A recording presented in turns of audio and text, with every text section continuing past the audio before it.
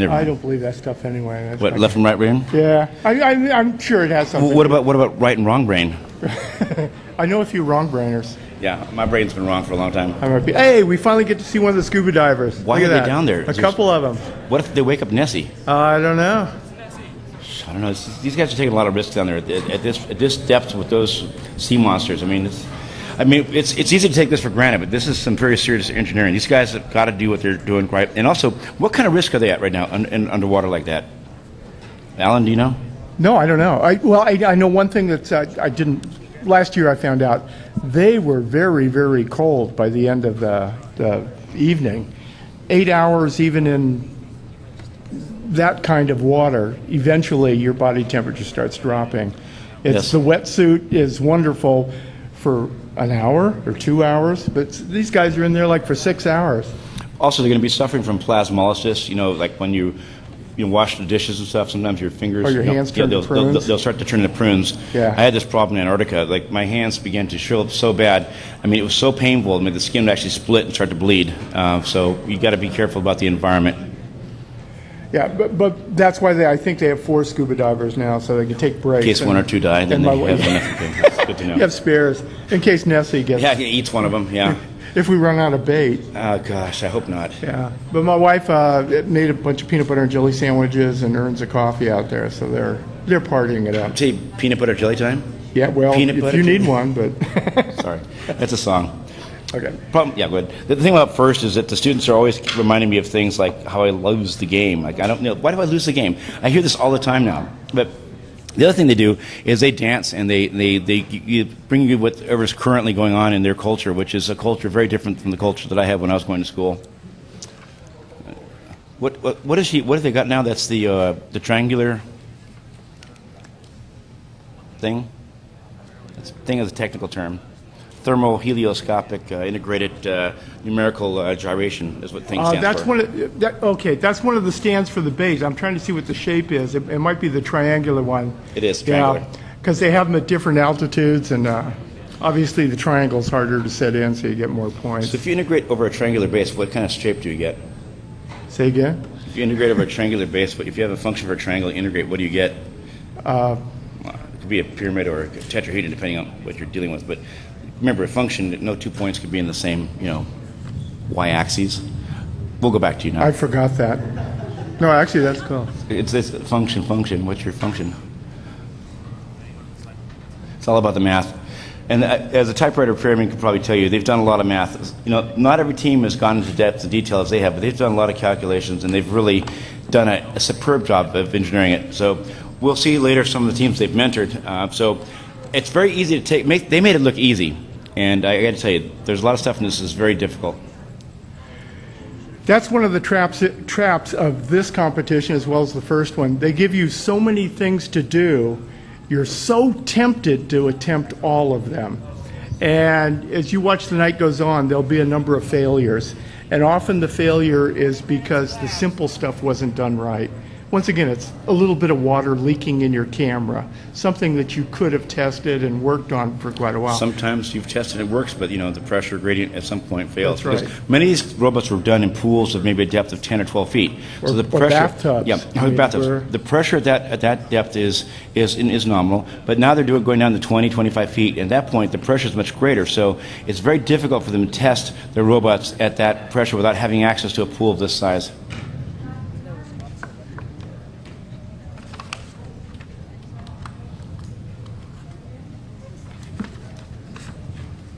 Wow, that looks really spooky. This is really good. It has to be one of the divers has a camera with them.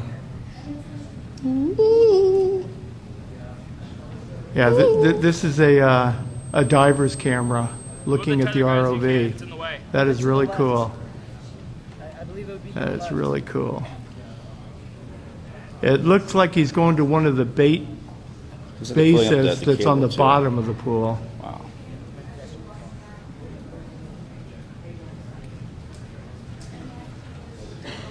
For those that have never tried to drive one of these ROVs, it's horrible.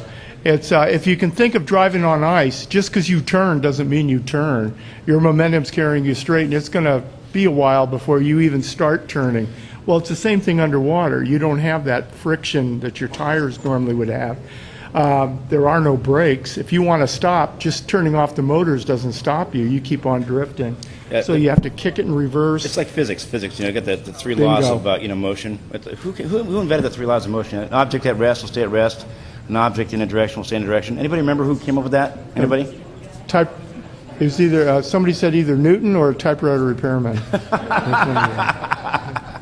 Newton's laws. It is. Yeah. Newton's law. They're only laws until we break them. You try to break the laws of physics, you usually get a Darwin Award. But if you do break the laws of physics, you'll get a Nobel Prize. So consider the options there. There you go.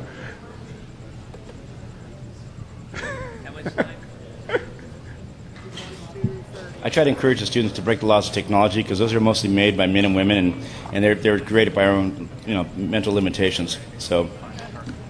Well, those are the challenges anyway. Right. That's the bar. I was told in 1992 that it was technically impossible to transmit video from Antarctica, and under the ice at the Ross Ice Shelf. And I staked my job on that, being able to do that. We were successful, but I almost lost my job. But it became down. It wasn't really a law, it was a rule, just something that humans hadn't done before. And they thought because no one before them had done it, that it was not possible to do it. That's the great, chauvinism of humans, to think that, that we're the only ones that can do something. Yeah. Well, something that we may see tonight, I'm trying to think of the team that did it. It'll come to me. It might have been Team 39.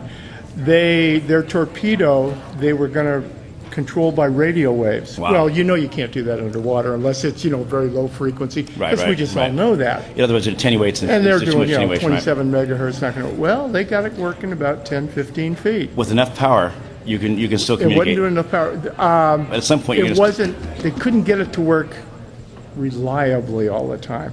Right. But I figured, that'd be good for 2 inches or so, and I Well, was wrong. But high frequency is going to short out. That's the big Yeah. problem with high frequency. Yeah. Low frequency, that's why they communicate underwater with low frequency, and it's they can't put as much data on there because when you modulate a signal, slow. it's a very slow data rate. But I know that the Navy has a lot of stuff at they do communicate at 3 kilohertz sometimes, which is very high frequency, but that's mostly over the surface. That does bleed Yeah. down underwater. I've also got radiated once in the Polar Star and under the Arctic, and that's I think why I couldn't have kids. I blame the Navy for that, but You're kidding, actually the right? Coast Guard.